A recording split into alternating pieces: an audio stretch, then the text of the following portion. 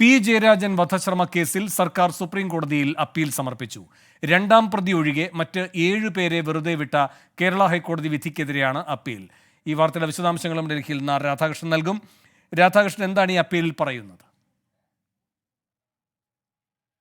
ഈ അപ്പീലിൽ പറയുന്നത് രണ്ടാം പ്രതിയെ മാത്രമാണ് ഇപ്പോൾ ശിക്ഷിച്ചുകൊണ്ട് ഹൈക്കോടതി ഉത്തരവ് പുറപ്പെടുവിച്ചിരിക്കുന്നത്. മറ്റുള്ള പ്രതികളെ വിട്ടയക്കുന്ന സാഹചര്യമാണ് ഉണ്ടായിട്ടുള്ളത്. വസ്തുതകൾ, കേസിന് ആധാരമായിട്ടുള്ള വസ്തുതകൾ പരിശോധിച്ചിട്ടില്ല എന്നതാണ് ഏറ്റവും പ്രധാനപ്പെട്ട ആക്ഷേപമായിട്ട് ഉൾപ്പെടുത്തിയിരിക്കുന്നത്.